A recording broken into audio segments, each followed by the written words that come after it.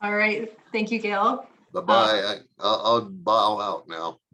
Oh, good to see you. Thank you. All right. Welcome, everyone. We're excited to have you all here for this event with Colorado Faith Forums and Kristine Haglund. I want to let everyone know that we are recording this meeting. And let me first introduce our Colorado Faith Forums board members. We have Kathy and James Crapo. You guys want to wave? They're joining us from Hawaii today. And Gail and Doug Berkey here in Colorado. And we have Taylor Dix and Stephanie Dix. And then my husband, Mark, and me, I'm Jenny Champeau. And we run Colorado Faith Forums here. And we're really happy to have all of you with us. You can find us on Facebook. We have a Facebook page. You can follow us there for more events and information. We also have a website, coloradofaithforums.com, and you can follow us there and sign up for our email list there if you'd like to get notifications for our events. And we're going to start with an opening prayer from Stephanie Dix. Our Heavenly Father, we're very grateful to be gathered tonight. We're grateful that we have the means and technology to be together even when we can't be together. We are grateful for Kristine and her willingness to come, and for her work, and for all of her efforts and her willingness to share with us and give us her time. And we're grateful for everyone who's showed up to participate, that wants to learn more and to be a part of our community. We're so grateful for them and for each and every one of us that, is searching for something meaningful and introspective that will help build our testimonies and bring us closer to thee. We're grateful for all that we have, for the gospel in our lives and for our Savior. And we say this in the name of Jesus Christ, amen. Amen. Thank you. Okay, just a couple of logistics for tonight. First, we'll hear a little bit from Kristine, and then we'll move into a Q&A discussion. As Kristine is talking, if you have questions, you can send them directly to us in the chat. So we're labeled as Colorado Faith Forums. So you can send a direct chat to Mark and me. We'll be kind of moderating the Q&A and fielding those questions at that point. And if you could all go ahead and put yourselves on mute if you're not already while Kristine is talking, that'd be great. And let me tell you a little bit about our speaker. Kristine Haglund is a freelance editor and the author of Eugene England, a Mormon Liberal. She was the editor of Dialogue, a journal of Mormon thought from 2009 to 2015. She's been active in the Mormon bloggernacle since its inception, and her writing can be found at Times and Seasons and by common consent. She should have been a music major, she says, but has degrees in German studies from Harvard and the University of Michigan. She's a Southern girl who lived most of her adult life and also raised her 3 children in Boston. She's now, she says, trying to figure out whether St. Louis is in the South or the Midwest. And she's the Young Women's, in the Young Women's presidency in the Lindell, am I saying that right? Lindell ward in the St. Louis stake. And I'll just say on a personal note, Kristine is someone who seems to just have something interesting and insightful to contribute to just about any topic that comes up, whether it's music or Mormon history or philosophy or theology or shoes or anything. She's got something interesting to say about everything. And she's a generous scholar and friend. And I've been really impressed that she seems like someone who really does the work she does, not for any self-aggrandizing purposes, but truly out of a sense of love for the gospel and the history and especially for the people. And I think that really comes across in her approach. And we're just thrilled to have her join us tonight. So Kristine, we'll turn it over to you. Thanks, Jenny. That was a really nice introduction. I told my daughter last night that I always feel kind of squirmy during introductions. It's hard to know what to do or where to look. And she said, well, Mom, they have to do it. The time is not going to just turn itself over.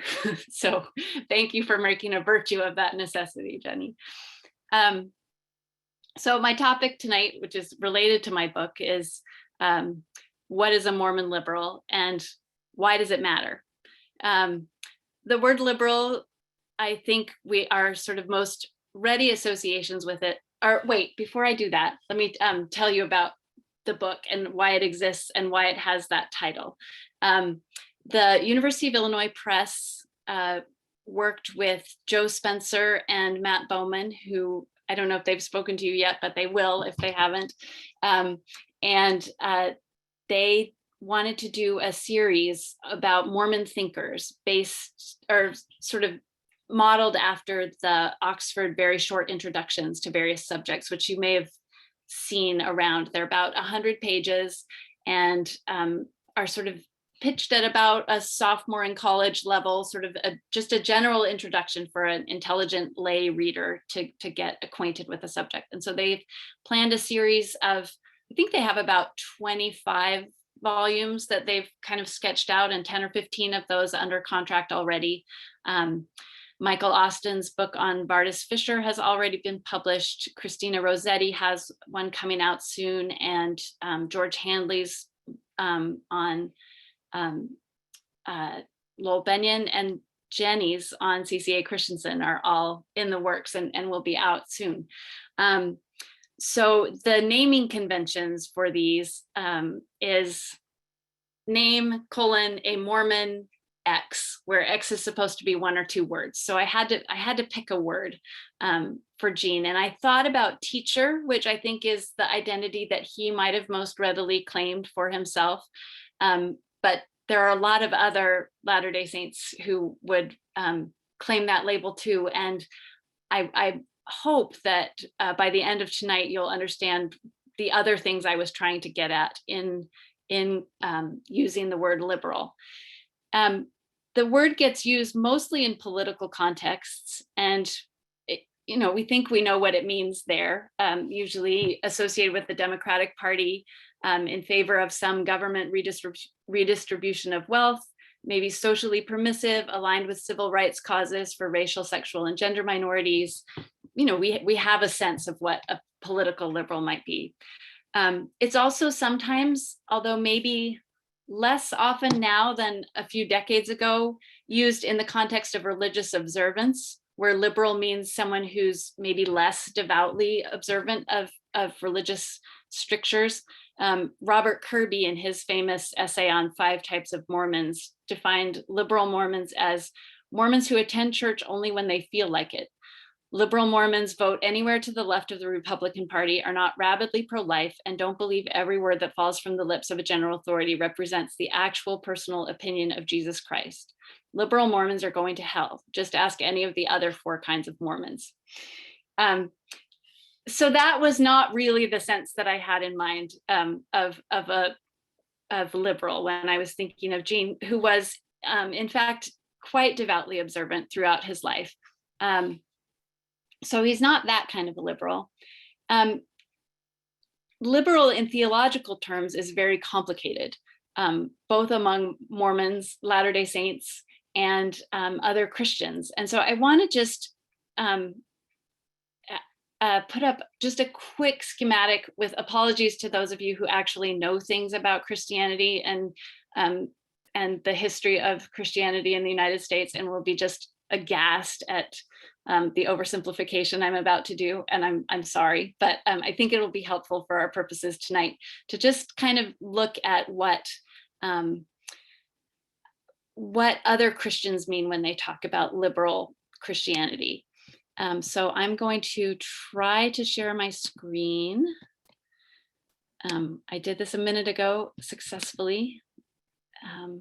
So let's see.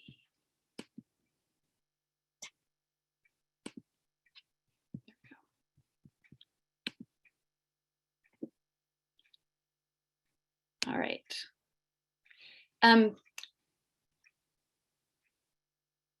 Actually, before I do this, let me talk just a little bit about an essay where Gene actually uses the terms himself.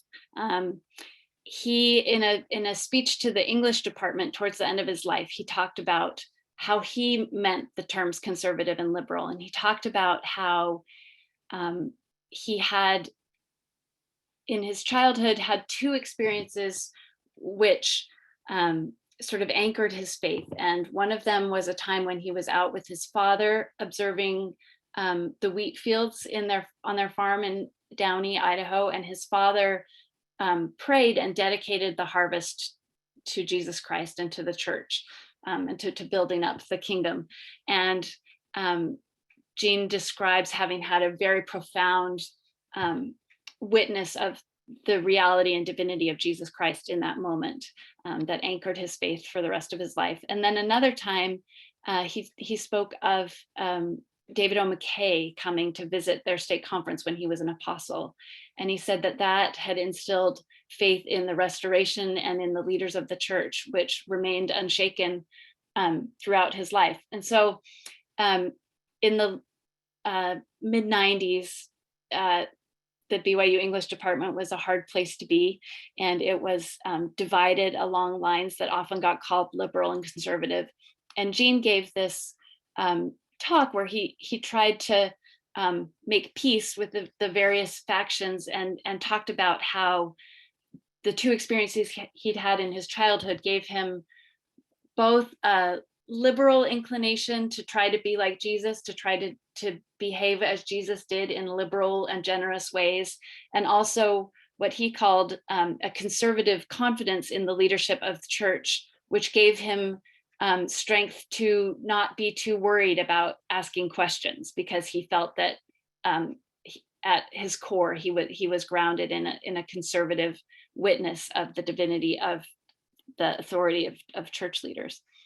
And he goes on in that essay to talk, or that speech, to talk about various ways in which he had been both liberal and conservative throughout his life. He had been a registered Republican for most of his life. He had joined the ROTC while in college and served time in the Air Force after college. He thought of himself as a patriot, but became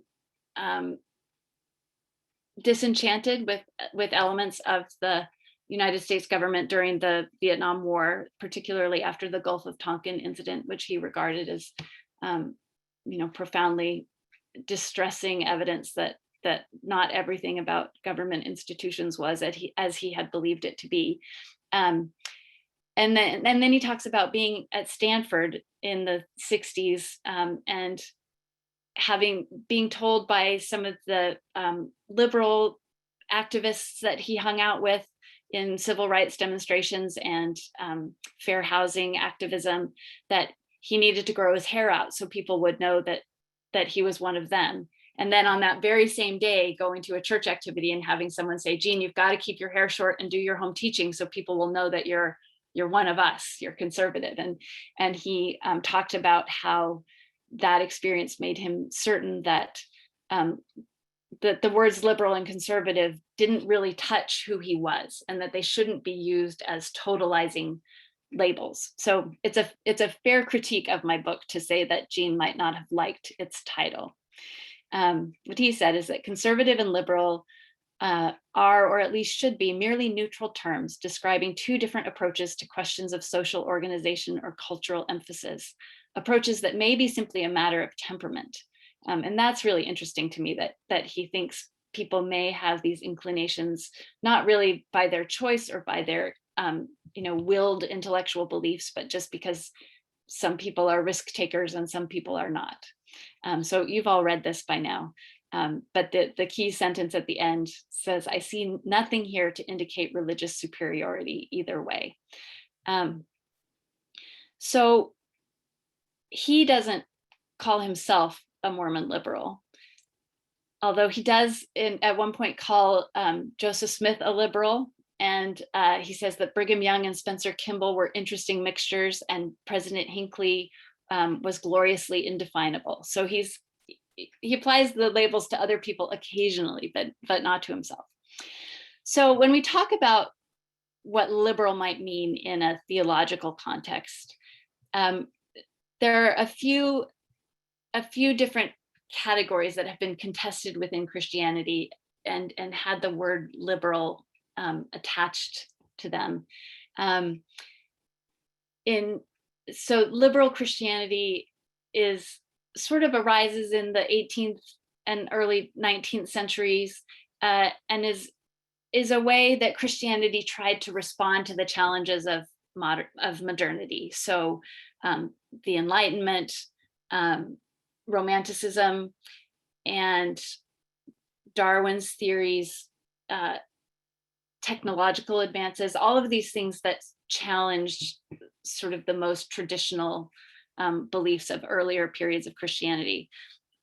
Modern textual criticism of the Bible was another thing that gets lumped in with what's called liberal Christianity. And then they're very concerned about the social gospel, about the historical figure of Jesus and how he behaved on earth and what that might tell us about how we should behave in society, rather than necessarily only emphasizing his death and resurrection as the most critical things about him. In reaction to this liberal Christianity, there's what's becomes known as the fundamentalist movement. It doesn't mean quite the same thing as what we mean now when we say fundamentalism. It's taken on a pejorative cast that it didn't have in the earliest days. People called themselves fundamentalists, whereas now I think nobody really likes to think of them, or few people like to think of themselves as fundamentalists.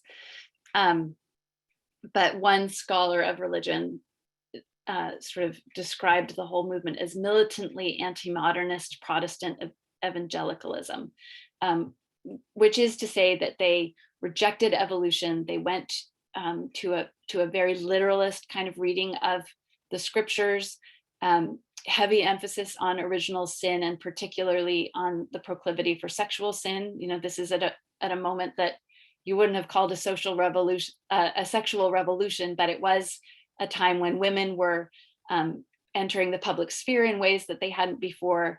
Skirts were rising above the ankles, and things were getting a little racy out there. And so they were concerned about what it might mean for men and women to interact with each other in different ways than they had before. You know, as women are becoming more involved in public life, voting, all of those things. Importantly, rather than being post-millennialists who believe that Jesus would come after the millennium when human beings were busy ordering society in a just way, building Zion for Christ to come, fundamentalists are generally millenarians who think that Christ will come at the beginning of the millennium and get rid of wickedness, and that he will be the one who will restore order, because human beings can't on their own live in a righteous society. And then later in the 20th century, there's a movement that gets called neo-Orthodox, which is in some ways, it is also a reaction to liberal Christianity, but it's not quite fundamentalist in that it does want to incorporate some more modern ideas. So it thinks that the Bible can be interpreted by reason, but it also focuses on the revelation of God in the person of Jesus. So it is focused on reading the Bible as an evidence of Jesus's divinity again. It also is different from either liberals who think that human beings are going to transform the world themselves, or fundamentalists who think that politics is just something that Christians ought to avoid until Christ comes, and they regard political society as a place where Christians can engage and in fact have a moral responsibility to engage. So that's a really grossly oversimplified sketch of what some of those strains of Christianity are like. Here, I've tried to note which ones Latter-day Saints might recognize from their theology, right? So the blue ones are ones where, well, they're sort of things that contrast and contradict each other. So I've done blue and gray to show that, sometimes our views within the church are in contradiction, but you could be perfectly within the Latter-day Saint tradition and believe any of these things. So you can see it goes across all four of these Christian movements. So when I describe a liberal Mormon, I'm not really talking about liberal Christianity either, right? It's a very awkward sort of category. And what I hope to show in the next few minutes is the ways that Jean inherits a strain of Mormon thought that comes from Joseph Smith and through B.H. Roberts and John Widtsoe and a few others within the Mormon tradition, who are themselves working with a notion of Mormonism that is that can be reconciled with evolution, with more modernist, not really modernist, but an approach to scripture that's not strictly, doesn't insist on their infallibility or their inerrance, and who maintain an optimistic notion of human nature. Yes, sinful or at least potentially sinful, but also with inherent characteristics that predispose us also to goodness and give us the capacity to choose the good. Here's a quotation about that optimistic view of human nature from someone you might not expect it from, someone who I usually think of as a little bit more pessimistic about human nature. But here's Brigham Young saying, "It's fully proved in all the revelations that men and women," I think I added women, "naturally love and admire righteousness, justice, and truth more than they do evil. It is, however, universally received by professors of religion as a scriptural doctrine that man is naturally opposed to God." Now, you might recognize this from someplace other than professors of religion, right? The notion that man is naturally opposed to God. But Brigham Young says this is not so. The natural man is of God. We are the natural sons and daughters of our natural parents, and spiritually we are the natural children of the Father of light and natural heirs to his kingdom. And when we do evil, we do it in opposition to the promptings of the spirit of truth that is within us. Man, the noblest work of God, was in his creation designed for endless duration, for which the love of all good was incorporated in his nature. I love that sentence. The love of all good was incorporated in his nature. So there's Brigham Young. Here's the same quotation with a picture of my husband looking very much like Brigham Young with his pandemic beard, just for your amusement. So Brigham Young borrows some of these optimistic ideas from Joseph Smith and from the King Follett sermon, but he also has more conservative ideas. And of course, you will recognize from that quotation that the Book of Mormon, of course, says that the natural man is an enemy to God. So we have these sort of conflicting notions of what human nature is about. Here is Hugh B. Brown, later in the century, saying that our doctrine of man is positive and life-affirming. We declare unequivocally that by his very nature, he has the freedom to do good as well as evil. So you can see we've had that notion of human nature as inclined towards good. Here's another. This is an image I just love, especially because we did Jacob's Ladder today in Gospel Doctrine. Sorry, I'm really bad with these. Intelligence is the glory of God. It is his superior intelligence that makes him God. The gospel is nothing more or less than a ladder of light, of intelligence or principle, by which man, the child of God, may mount step by step to become eventually like his Father. I just love that ladder of light, of intelligence or principle. So there we have human beings' capacity to become like God by gaining intelligence, by learning, which was a key, a foundation of Jean's beliefs about the gospel. John Widtsoe was also somebody that England drew on a lot, and he also was trained as a scientist, and maybe more than anybody else, sort of laid out the idea of a God who works within a universe that runs by laws, and laws that are perceptible and comprehensible by human beings. and he has, I think his notion of divine justice is rooted in this idea that God works by comprehensible laws. So God, exalted by his glorious intelligence, is moving on into new fields of power with a rapidity of which we can have no conception, whereas man in a lower stage of development moves relatively at a snail-like, though increasing pace. Man is nevertheless moving on in eternal progression. In short, man is a God in embryo. He comes of a race of gods, and as this eternal growth is continued, we will approach more nearly the point which to us is godhood and which is everlasting in its power over the elements of the universe. So here again is this notion of human beings as able to become like God through experience and through learning. Here again is this notion of progression. If the great law of progression is accepted, God must have been engaged from the beginning and must now be engaged in progressive development. As knowledge grew into greater knowledge by the persistent efforts of will, his recognition of universal laws became greater until he attained at last a conquest over the universe, which to our finite understanding seems absolutely complete. So here's a notion of God himself as still learning and progressing, as that being an essential characteristic of God. And this, if any of you have already read the book, you will know brought Jean into a good deal of conflict with general authorities who had different ideas. Let's skip this one. So these different ideas about whether or not God could be progressing and learning, and how closely human beings were related to God in terms of their nature and their capacity,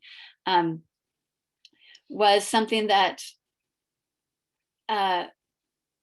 was contested from the very beginning of Mormonism. So you have the King Follett's discourse, where we all know the idea that we should learn about God and become like him, and this sort of really expansive notion of a universe and of gods who are moving onwards all the time. But then at the same time, sorry, I keep going backwards here. You have the lectures on faith, which we now think probably were written by Sidney Rigdon mostly, but Joseph Smith certainly approved of them, and they were published during his lifetime and included in the early editions of the Doctrine and Covenants. So they are certainly as canonical as any of these other sources, and they have this God who's much more like the traditional Orthodox Christian God. He is omnipotent, omnipresent, and omniscient, without beginning of days or end of life, and in him all fullness dwells. And from that, largely from that, and from the tradition that comes out of that, Joseph F. Smith and Joseph Fielding Smith, and then Bruce R. McConkie will derive this quite absolute notion of God, and they will be vehemently opposed to the idea that God could still be learning. Here's Joseph Fielding Smith saying how strange it is that members could hold to the doctrine that God is increasing in knowledge. Where has the Lord ever revealed to us that he is lacking in knowledge, that he is still learning? This was a regular debate between me and my brother in the pews in sacrament meeting whenever we would sing "The Spirit of God like a fire is burning," right? There's the third verse that starts off, "The knowledge and power of God are expanding." And it's an ambiguous sentence. You can read it either way. And I think we used to take turns arguing one side or the other, just so that we could fight, because that was fun. Here's this notion that, of course it is human beings' knowledge of God that is expanding, and not possibly God's knowledge that's expanding.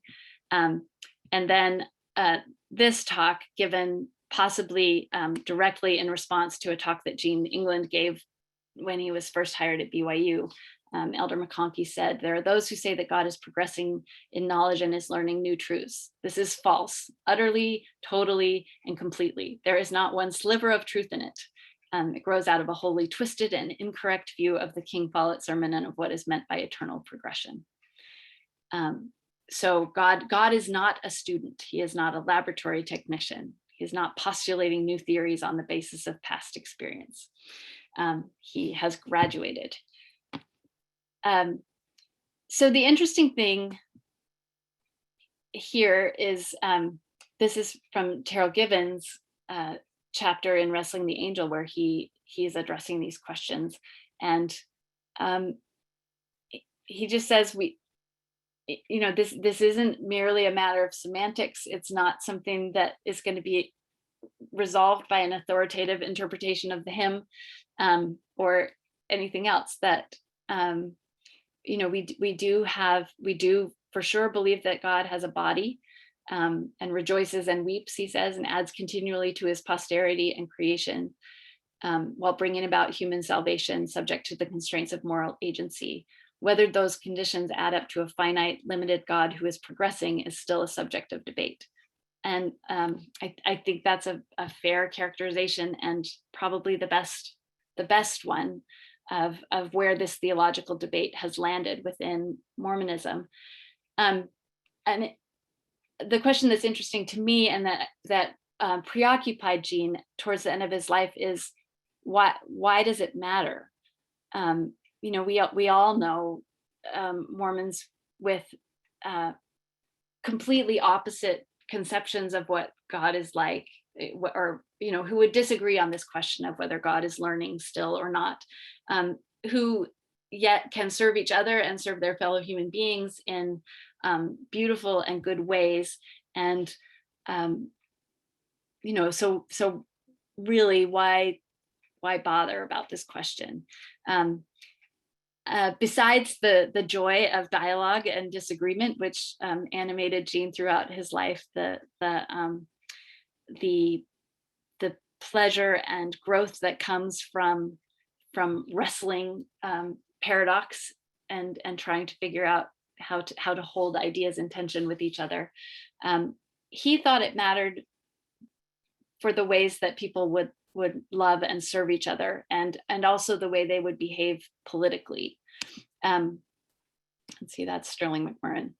But in his last essay, which was published after he died in Dialogue, called "The Weeping God of Mormonism," he's pretty fairly intemperate for a Eugene England essay. He's clearly feeling passionate and hasn't entirely resolved the question in his own mind. And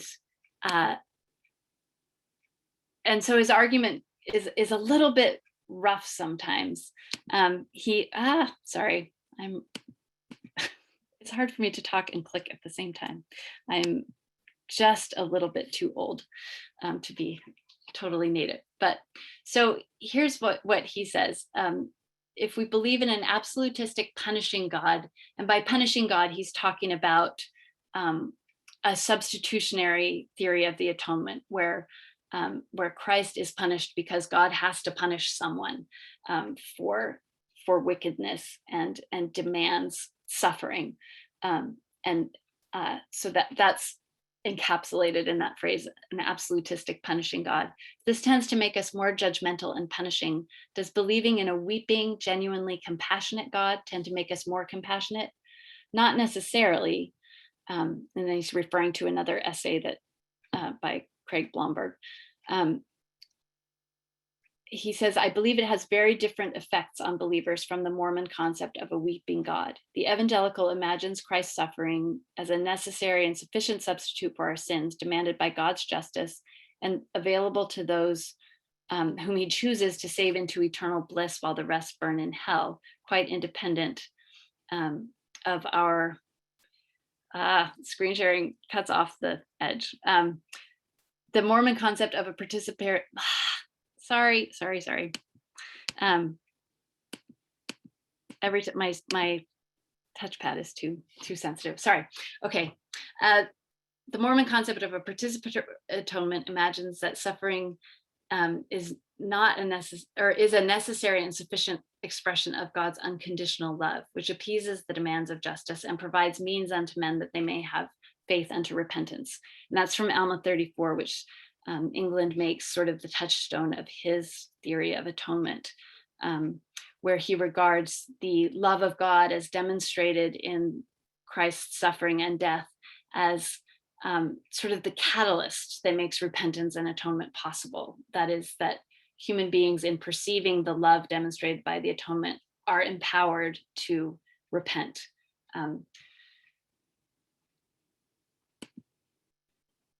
And so he also thinks that it's important for us to believe in this sort of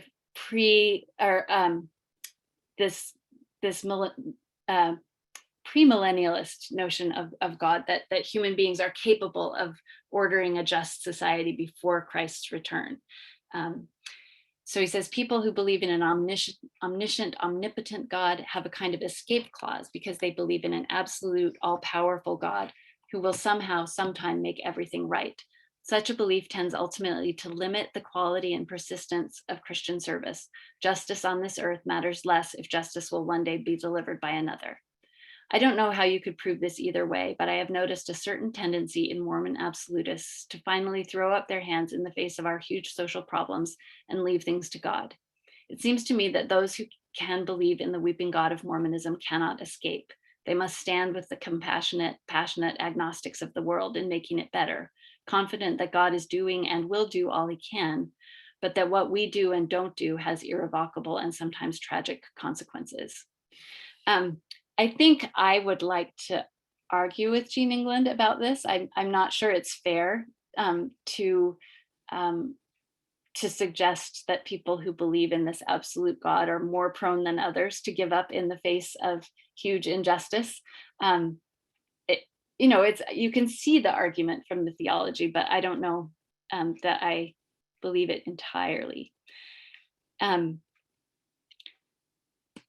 But here's finally his conclusion. My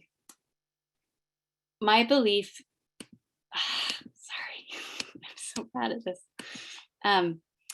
My belief in a weeping God who can't solve our pain and problems or promise to make everything all right in the end, who calls us to live with him in a tragic universe, makes life at times very difficult. Much of both my private reading of the scriptures and my public religious life is filled with stories and testimonies about how God has intervened in people's lives, destroying their enemies, helping them find a coin, protecting them from accidental injury or death, putting a book or person or divine voice in their way that led to their conversion. But while I tend to believe such witnesses because I too have experienced what I believe is such intervention of God in my life, I increasingly experience those stories as tragic. Each one reminds me of innumerable occasions when my weeping God does not intervene, when a Hitler is not destroyed, a crucial passport is not found, a faithful missionary is killed, a young man pleading with God for a witness of the Book of Mormon and hears silence. At such times, God seems too limited, too finite, too powerless in his weeping. It is a tragedy to believe in such a God. It would be a tragedy to lose such an understanding of him. And in the end, it is this capacity to hold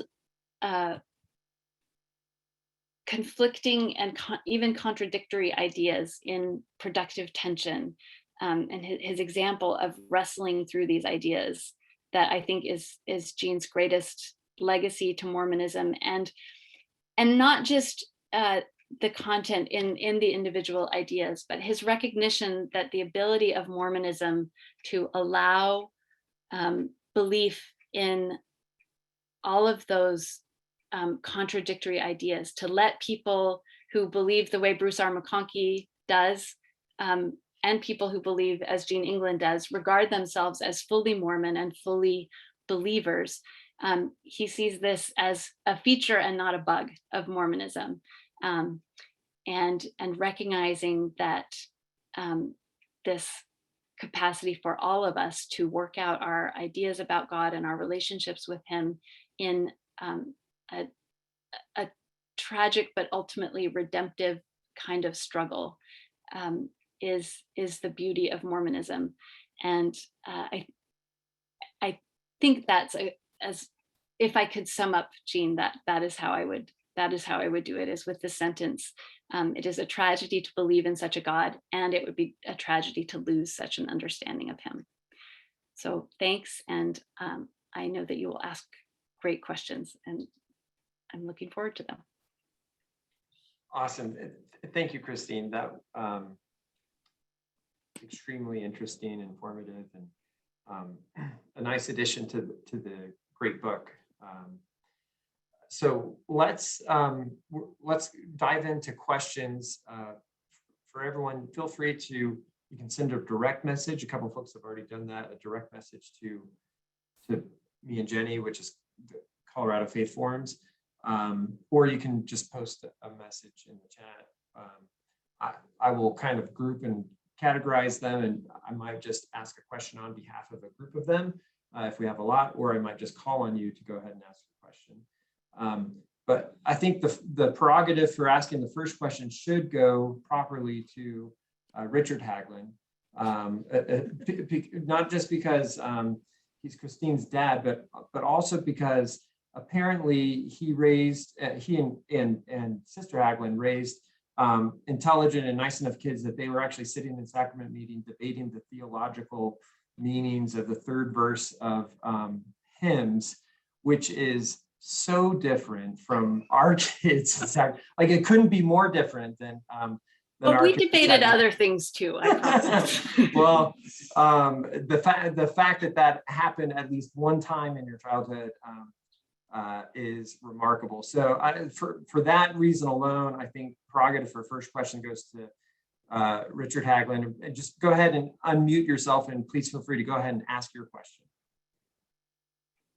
Okay, so my question is, do you think that the recent things that we hear that strike me as wonderful expansionary views of the gospel about an ongoing or continuing restoration, capital R, the fortunate fall of Adam and Eve, the extension of priesthood and temple ordinances, do you think that presages a shift away from the more absolutist thinking that you describe as having led to the tension with Gene England when he was at BYU? Yeah, I mean, I think you could certainly read it that way. I suspect that you probably also could find,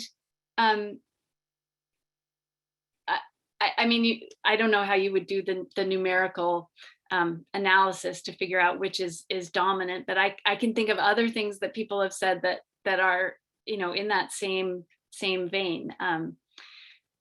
But yes, obviously the continuing restoration is an expansive idea. The fortunate fall, I think, is not an idea that was ever abandoned completely.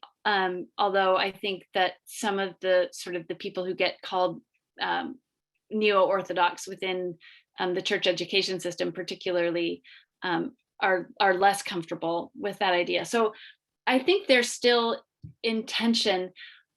And what I would say is that rather than sort of swinging back and forth between, you know, those 2 points, I think what has happened instead is that as the church has expanded through the world and sort of taken on a different mission, that the importance of wrestling these questions to the ground has faded. People are focused, particularly the Quorum of the 12 and the 70 are focused on different kinds of questions.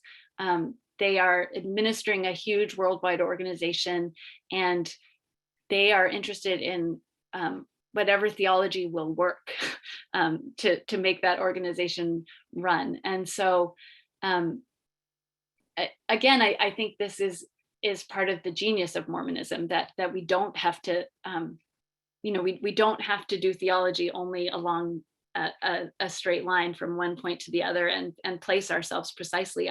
I see the late 20th century and early 21st century church as just having to some extent grown beyond those kinds of questions. We are there. Nobody's ever going to try and write a book, no matter how thick, called Mormon Doctrine again. It's just not, we're not trying to systematize anymore in those ways. And so, you know, you can regard that as Yes. Sad or not, but I think that's probably the closest description of what's going on. Okay. Okay. A question that I'll just, interesting quick question from Russell Fox that I'll just ask. He says your use of neo-Orthodox in your table and at the beginning of the slides, See, I knew I raises was going to get in trouble. raises, well, this I think is more a factual question as opposed to asking you to expound, but just raise the question if Jean ever read or responded to White's Mormon Neo-Orthodoxy book, which caused its 15 minutes of hysteria back in the 1990s. Yeah. Anything do you have to say about that? I imagine that he read it. I can't think of a comment on it. I don't think there's anything in his published essays that remarks on it, but I wouldn't swear that. And I didn't, because of the nature of this book, I focused almost entirely on published work, and I have not done the kind of archival research that would let me know for certain whether he had commented on that book. I wish somebody would redo that book. I think it's an important idea, and one that would make a great dissertation for someone. It is not perfectly executed, and there's room to look at those ideas again. Okay, next question, Jonathan Stapley. Hey, thanks for your presentation, Kristine. It was great. Thanks, Jean. So was Jean a progressive in the early 20th century sense? No, he's moderate, and politically he is engaged in causes that get called liberal, but he's never on the vanguard. He's not the most he's not the most radical feminist. He's not, probably the most profound political involvement of his life was political and ecclesiastical, was his dissent from the church over the priesthood ban and his concern about that question. But he's notably not organizing protests at Temple Square. He's not going to newspapers to yell. He's not ordaining Black men without authority, as some people did to protest. He's always trying to find a sort of middle way that will allow both faith in the institution and a faithful critique of the institution. And that position, necessarily makes you not radical, not progressive in the ways that people might want him to be. I think sometimes we're looking for a progressive hero in Mormonism, and Jean gets shoved into that role, and it doesn't entirely fit. I think I would say the one thing where he might be really out in the vanguard, maybe a little bit radical, is his pacifism. He is a serious pacifist in a way that few Latter-day Saints have been, at least until recently, where we have Pat Mason and David Pulsifer, articulating a Mormon pacifist theology. And Jean was really sort of ahead of that trend, but that's the only area I can think of where I would say he was really in the forefront. If I can just follow up on a little bit on that then. So what was his mechanism for this, so we have this optimism, we can progress, and we've got God who's progressing. And so for humans, what was in his mind, what was the mechanism for that in reality? Say a little more. I'm not sure I know what you mean. If you look at how Bruce R. McConkie imagined deification versus Jean England versus imagined deification, and kind of the church has these mechanisms, we have scouting and all these ways of progressing. For Jean, was he more, and I need to read your book more carefully and think about it longer, but was it for him, was he more grace, was it a gracious gift to progress that way, or was it hard work and duty and Yeah, that's a really interesting question. I think I find his atonement theory pretty unsatisfying in a lot of ways. It doesn't account for the ways that sin damages other people. It's good at sort of conceptualizing reconciliation with God and with yourself, and your own sense of guilt, but it's not great at talking about how atonement or any kind of engagement with God will heal the world. I think he just thinks we learn a lot more and be better. I mean, I really think, he loved BYU, and in some ways, I think his notion of how you get to heaven is just to go to BYU for a really long time. He thinks that the process of refining our ideas and our thinking and serving the people around us, he's very much a meliorist in that way, that doing small good things makes the world better and moves us towards goodness. But I don't think he doesn't systematize in the way that McConkie does. I think that your question would baffle him as much as it does me, because he just didn't, I think the idea that there's a mechanism wouldn't compute for him entirely. So let me jump in. Kathy has a question, but let me jump in because a question I have, it sort of piggybacks on exactly what you're talking about, Kristine. So it seems like a reoccurring theme in his writing, and especially in your book, is the sort of connection between the substance of what you believe, substance of your theology, versus the mode, right? That the active sort of ethical way of living a life. And it seems like so much of the substance sort of followed what he believed about the right way to be, the right way to engage in discourse, the right way to dialogue, right? The right way to be with other people.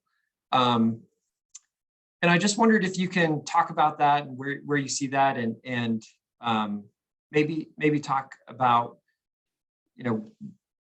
what substance, if any, was sort of the most fundamental for him, that sort of drove him to be so focused on the mode versus the substance. The mode itself can't sort of falls apart if it's just left there by itself, but there has to be something underlying it. So what is it that was, if you sort of distill Gene England's belief in Mormonism to its core, what does it look like? So I think he also does it in reverse, right? In fact, maybe even more often,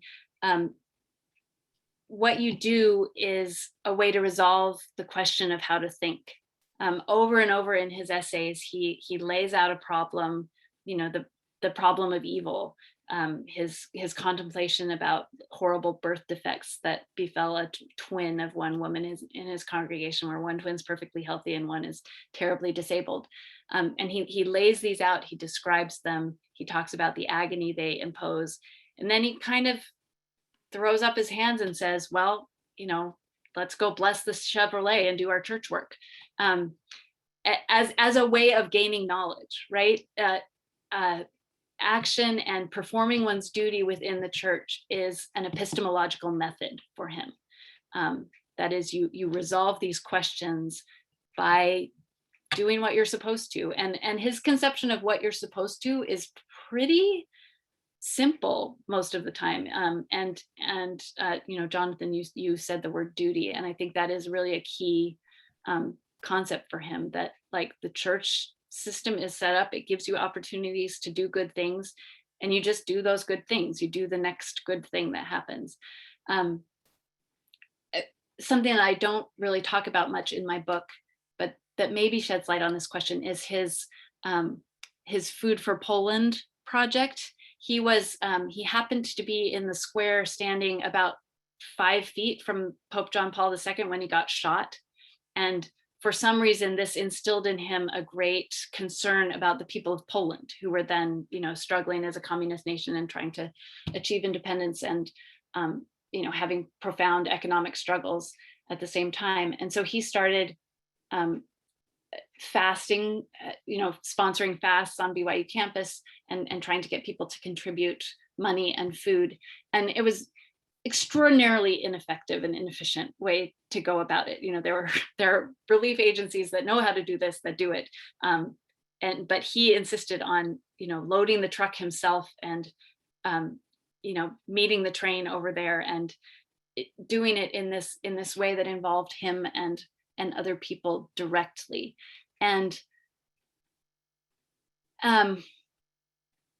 I think maybe that illustrates a little bit what I mean, that he can't resolve the intellectual problems or the political ones. He's not trying to systematize them. He's not trying to come up with the ideal way. He just wants to do a good thing. And, you know, there's a way that just turning your hand to the plow that's next to you and pulling it a few more feet if you can, that's really all there is in his notion of how you become both wiser and more good. So I recognize that is an unsatisfactory answer, but I think it's true to how he approached the questions. Yeah, that's great. Thank you.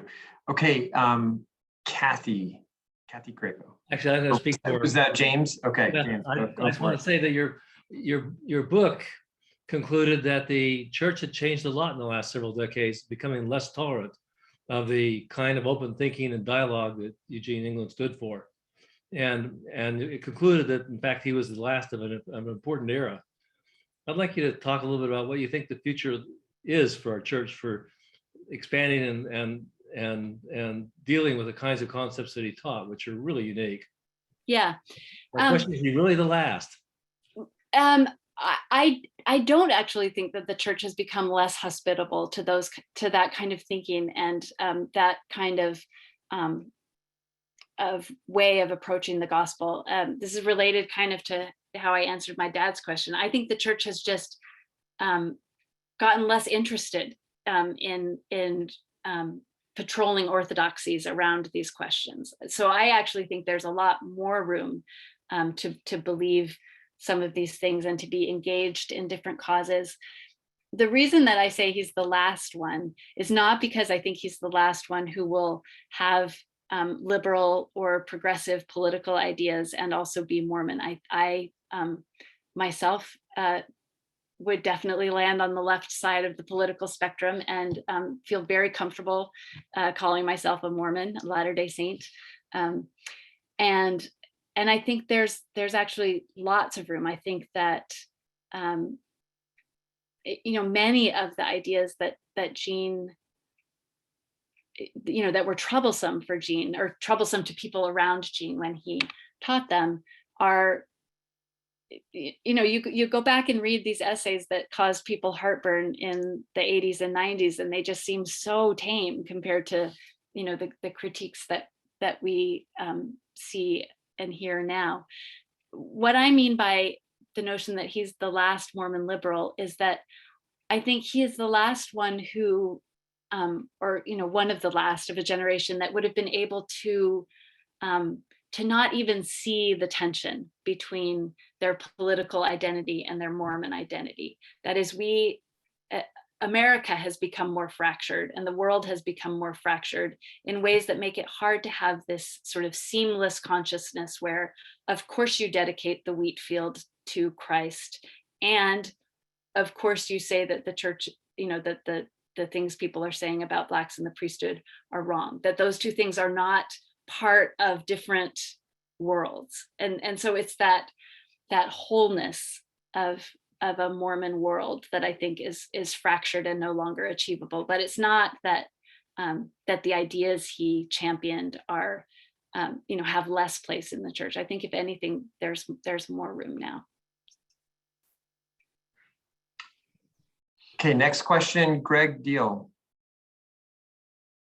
Yeah, I wasn't planning on being on camera. I hope my sweatshirt, the color of my sweatshirt doesn't color the conversation from a liberal conservative.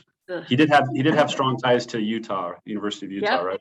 Yep, School of the Prophets. That's right. I like you even more, Kristine. I'm just curious what sense you make of his seemingly like just consistent need to be validated by the by the brethren, it's, specific, I don't know if it was all the apostles, but it just seemed like just consistently seeking that, I'll call it validation, Mhm. while at the same time, when I think some of that guidance, or, not being able to really read the room when the guidance came, it just seems like he wants that opinion, but then he doesn't seem to be able to really process that opinion. That's kind of the sense I made of it, but I'm curious what you make of that. Yeah, it is a puzzle, and I don't entirely, I don't know what to make of it either entirely. I think there's,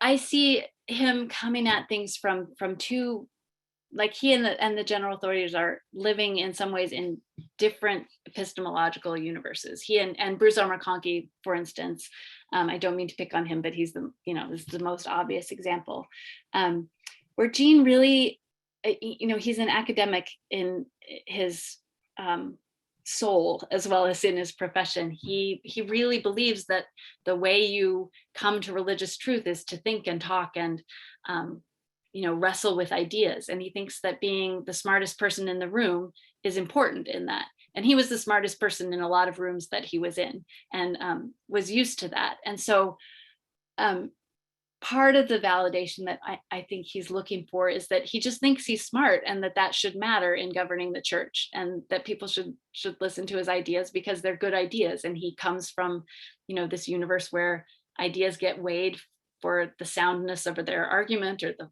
fullness of the evidence supporting them, or their cleverness, all of these ways that we judge ideas in other contexts. And he sort of understands authority as the right to dictate the church's course in some ways, but he doesn't understand authority as an epistemology. So when Bruce R. McConkie says, it's my prerogative to declare doctrine and yours to repeat it, he just, that doesn't make sense to him. And to Bruce R. McConkie, the whole, Gene's very attempt to enter into dialogue before he opens his mouth or starts typing is an affront to his sense of how knowledge happens. And they just can't understand each other that way. So there's that. And then his family was closely connected in those Salt Lake social circles when the church was smaller. His experience with having David O. McKay come to state conference when he was a child was not the only one of those experiences. And it was common for apostles to visit conference. And I think he, in some ways, just didn't quite get how big the church was getting and what that meant. I don't think he observed the shift in the apostles' duties closely enough to understand how incredibly busy they were and how little time they had for a BYU English professor with a really great idea about getting food to Poland. But it's hard from my perspective, having been the editor of Dialogue and just watching his, the endless letters that he sent to apostles trying to get their feedback on his articles from Dialogue, or, I can't imagine doing that. And so, so I think there's a misperception of what they were about and how the church was changing around him. And then I do think there's a personal something. He was so charismatic and people adored him.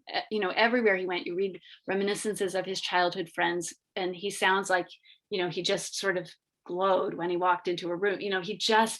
He was so used to people liking him. And I think that he was sincerely befuddled when people didn't like him, or didn't want to be in his orbit. He just didn't understand how that could be. And his solution to that was, well, if only they knew me better, they would like me. And so you see this continual self-revelation. He's constantly like, well, Bruce R. McConkie didn't like my first letter. I'll write him another one. It'll be longer. He'll know more about me. And then he'll surely see that I'm on his side and I'm a good guy and he should listen to me. And that is just not how it works with everyone. And I have the sense that he didn't have a backup plan for what happened when his charisma didn't cure things.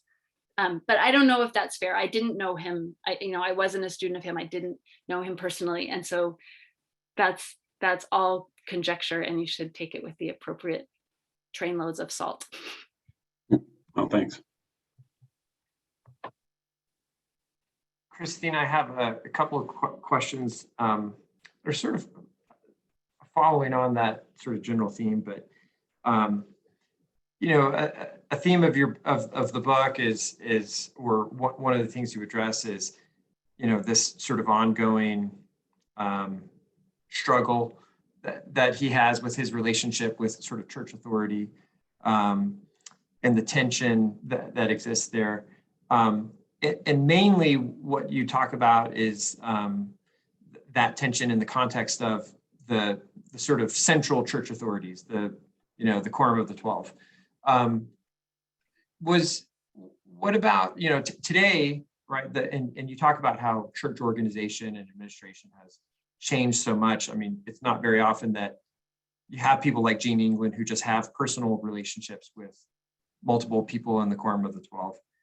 And so a lot of tension that people have today, or that people experience in the church, is more at the local level, ward and stake. And the issues may be very different than the kinds of issues that Gene was running into when he was sort of having his letters back and forth with Elder McConkie. But I guess, did he ever experience that same kind of tension at the local level? And then I guess another question, following on that would be, is there something about, or can you talk a little bit more about just, and you touched on a little bit earlier tonight, about just the evolution of church organization and by necessity, the growth of the church, such that this kind of conflict with someone like Gene England, who wants to be very faithful, but has disagreements about sort of nuanced theological doctrine, that's just not something that the church authority really engages in anymore. So can you just talk a little bit about, just expand on that a little bit more, and how that affects or doesn't affect someone that might exist today who's like Gene England? Yeah. This is hard because I have limited experience. So I'm going to be just conjecturing again. My sense is that Provo is a particularly dangerous place to live, and a place where there is more conflict with local authorities than in many other places in the church. My own experience has been all outside of Utah. So I don't really even have a good sense of what it's like to be in a ward where they have the luxury of caring in any fine detail about the Sunday school teacher's opinions, if only that Sunday school teacher will show up every week, right? I've mostly been in the wards, the kinds of wards where if you show up and do your job, no one much cares if you identify as a feminist on the side or whatever. So I don't know. He did have the misfortune of somebody who had been in his Sunday school class and with whom he disagreed often, becoming first his stake president and then the president of BYU. And so that is a way in which local conflicts in Provo resonate differently than almost anywhere in the church. And so I don't know if we can really generalize from that experience. He does talk very freely in his essays about disagreements that he had with people in his ward in Stanford. And he seems to have thought, at least in the ones that he wrote about, that it had come to a satisfactory resolution. But he liked to poke people a little bit. I imagine that his gospel doctrine classes probably made many people somewhat uncomfortable, and that he didn't mind that too much. And so, I think those kinds of issues are less they have much less to do with church doctrine and church authority than we think they do. That those are largely questions about interpersonal relationships and interpersonal conflict. And I guess I'm hesitant to say that changes in the church structure have really changed the way that those conflicts go. I think some people, well, I can think of myself. I soon after college and graduate school, when I was newly married, I was mad about lots of things in the church. I was regular participant at Sunstone, and wrote lots of angry emails to friends about things that I saw as wrong with the church. And I got up to teach as a substitute in a gospel doctrine class, and threw about 10 books of scriptural criticism on the table and said, most scholars don't even believe Daniel was a real person, let alone a prophet. And that was how I started my lesson. And I was lucky that I was in a ward where people sort of shook their heads and rolled their eyes and moved on. But that's mostly a matter of personal style. I still think that probably there are better ways to talk about the book of Daniel than as a dictation from a prophet who who took dictation from God and wrote it down. I think there are better and more interesting ways to discuss it, but I wouldn't deliberately provoke in that way. And I think there are a lot of conflicts in the church that come down to matters of personal style. A flowered dress and a lace collar, or a white shirt and tie go a long way towards letting you say things that you believe to be true that may not agree with everyone in the room. And that's true in the church as it is everywhere. So yeah, so I guess I'm skeptical that there are broad generalizations we can make about what causes church discipline or friction with church leaders and what doesn't. I think it's too local to know for sure. Great, thank you. Let me kick it back to Richard Haglund for a second question.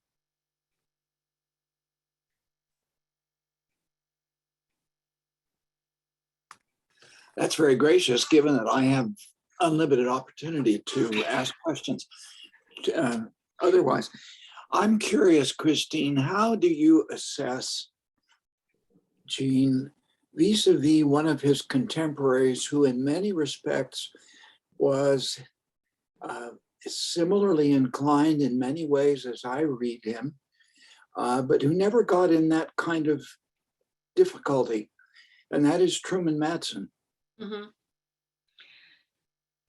Yeah, I obviously don't know Madsen's work as well. Partly, I think he was in a department that was less fraught with, there was less conflict in the philosophy. Was he in philosophy or rel ed? He was in philosophy. Yeah, and I think that department, just by the nature of philosophers, is a little more detached and a little bit less involved in pragmatic politics. I don't know, for instance, what Madsen's politics were around feminism or abortion or anything like that, whereas I do know Gene's. So partly it's reticence on really hot button political issues. I don't think Madsen wrote for the Seventh East Press or Student Review in the ways that Gene did. And just temperamentally, Gene, he liked to be in the middle of things. He liked Shakespeare partly because he liked drama. And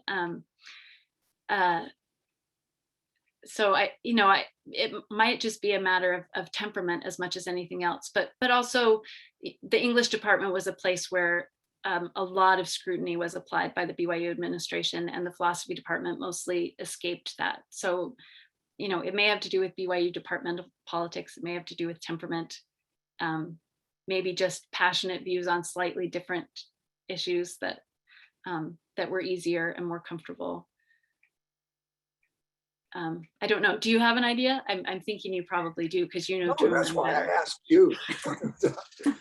I think it's a very interesting question because Truman Madsen certainly continued to be lionized in many. I don't think that's an unfair description. Yeah. He also served as a mission president. I'm sure that service made a difference. And I think you're probably right about the philosophy department. The philosophy department had some real questing souls there. Terry Warner, another contemporary, and it was just a different place. But I think it's an interesting comparison. Yeah, it is. Maybe I think Matt Bowman is on here. Matt, is anybody doing Truman Madsen for this series? Somebody should. I am here. Not yet. We've approached somebody and gotten turned down. Okay. But yeah, he is, I think, oddly enough, I think, given Mormon intellectuals' fascination with people like themselves, Truman Madsen doesn't get enough attention. I think especially the last 10 or 15 years. So he certainly is someone, I think, who deserves a book if we can find someone to write it. Yeah, I think so too. Okay, thanks. All right, Russell had another question. He asks, did Gene have a progressive view of the Bible, the documentary hypothesis, etc., or did he not really find the fine theological questions of scriptural authority particularly interesting?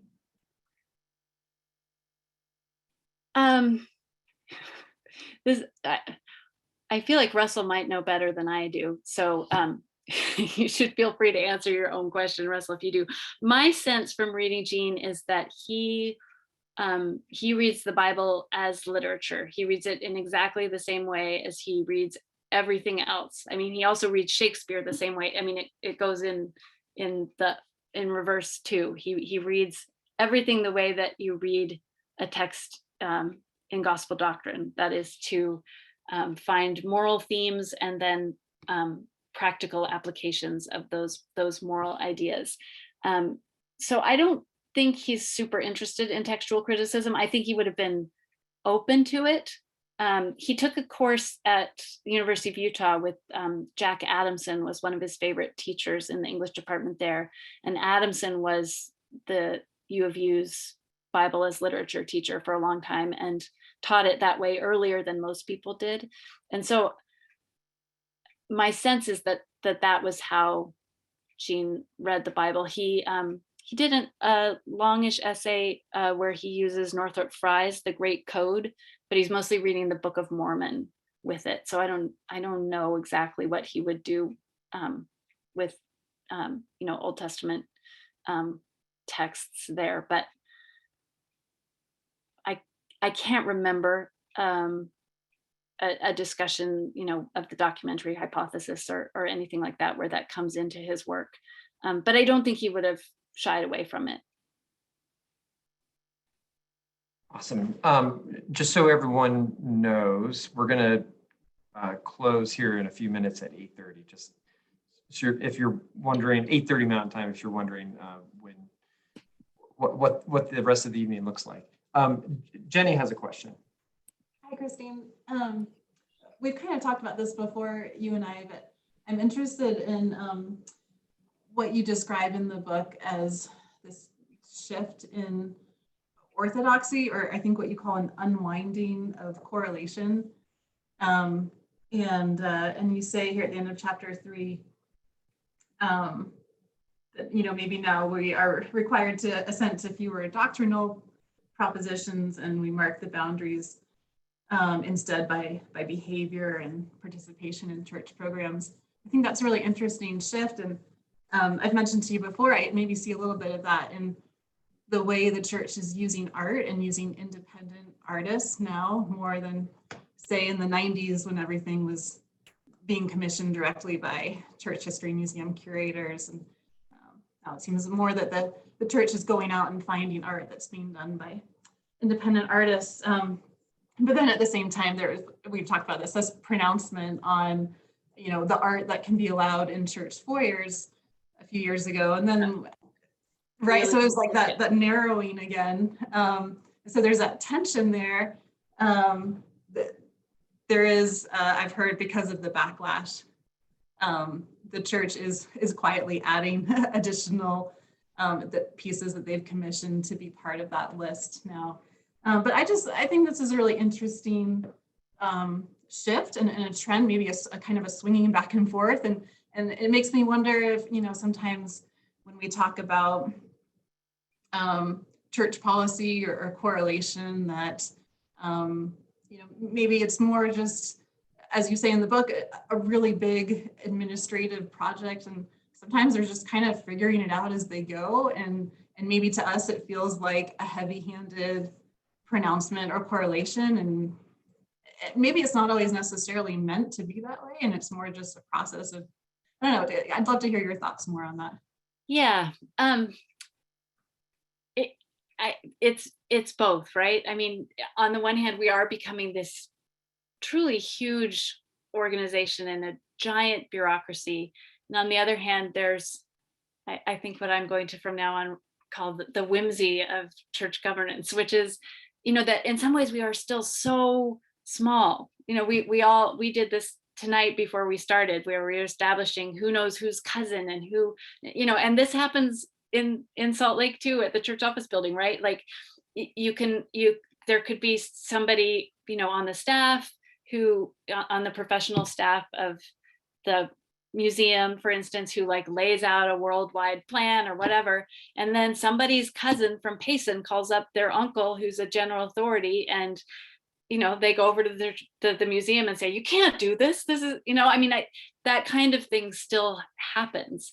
And we're such a young and small church in so many ways, even though we're much, much bigger than we were. And so I think you have, centrifugal and centripetal forces at work all the time. And, you can trace which one is doing which, but, well, I see now I've started a metaphor that has physics in it, and my dad is sitting there looking at me, and I'm going to need to retreat.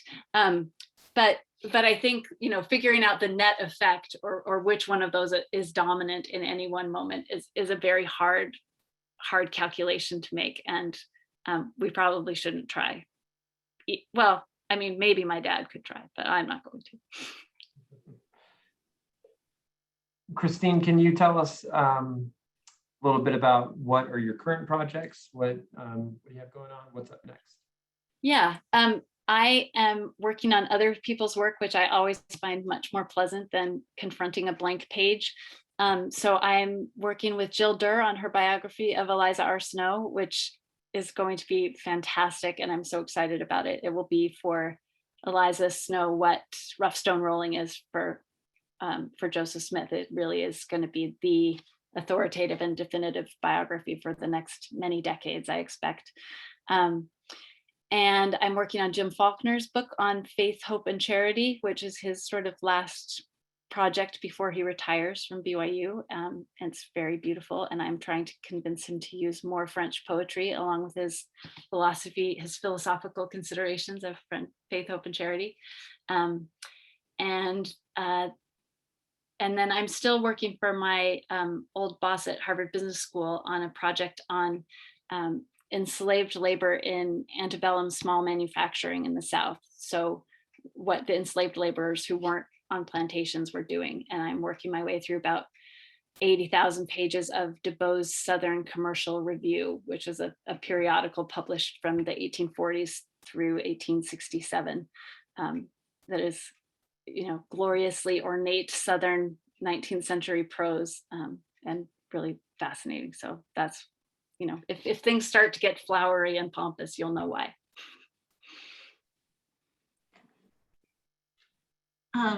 Okay, I see someone has a hand raised here. Was there a final comment before we wrap up? I've got a question, but I didn't have my hand up. But Kristine Okazaki had her hand up the whole time, but I'm not sure if she has a question or not. Kristine, if you do, feel free to jump in here. Otherwise, we'll let Doug go ahead. Well, this keeps popping into my mind, and I don't know if it's particularly relevant or not, but you know, we talked about sort of his trying to understand the nuances of progression of God and the different views of the atonement. And we certainly have had, I think, in the recent years, conversations about whether God's love is unconditional or not, depending upon who you listen to.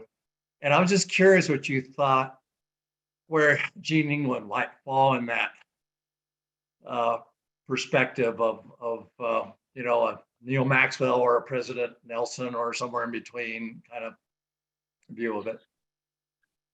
I'm thinking about his essay Easter Weekend, which lots of people like, where he has a sort of apostrophe to Jesus directly, and it's very personal and